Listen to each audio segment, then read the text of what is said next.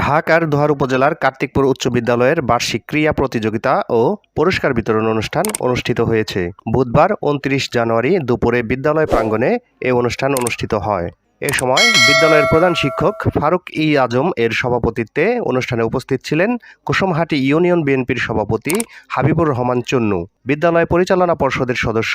মজনু আকন্দ, আব্দুল হক, বিদ্যালয়ের প্রাক্তন ছাত্র বিডিআর মোহাম্মদ স্বপন, প্রাক্তন ছাত্র ও সমাজসেবক মোহাম্মদ সিরাজুল ইসলাম রকেট, কুসুমহাটি ইউনিয়ন বিএনপির সাংগঠনিক সম্পাদক বাবুল শেখ, মাহমুদপুর ইউনিয়ন বিএনপির সাধারণ সম্পাদক ইঞ্জিনিয়ার রেজাউল করিম, প্রচার ও প্রকাশনা সম্পাদক হুমায়ুন মুন্সি, মাহমুদপুর পুলিশ ফাঁড়ির ইনচার্জ জুবাইদুল ইসলাম। এছাড়াও বিদ্যালয়ের সিনিয়র শিক্ষক আব্দুস সুবাহান ও সহকারী শিক্ষক পলাশ শিকদার এর সঞ্চালনায় অনুষ্ঠানে আরও উপস্থিত ছিলেন সমাজসেবক মুজাম্মেল হক শিকদার, কুসুমহাটি ইউনিয়ন যুবদল নেতা মোহাম্মদ রমজান ব্যাপারী,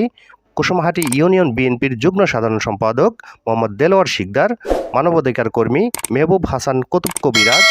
দোহার উপজেলা স্বেচ্ছাসেবক দলের সাধারণ সম্পাদক তানবির আহমেদ নিশু, শিক্ষা অনুরাগী মুস্তাক মিয়া সাহা, মোহাম্মদ শিহাব হোসেন, মোহাম্মদ শাহিদ হোসেন, মোহাম্মদ রিয়াজুল হোসেন সহ বিদ্যালয়ের সকল শিক্ষক, শিক্ষিকা, অভিভাবক ও ছাত্রছাত্রীবৃন্দ। অনুষ্ঠান শেষে বিজয়ী কৃতী শিক্ষার্থীদের মাঝে পুরস্কার তুলে দেন অনুষ্ঠানে আমন্ত্রিত অতিথিরা।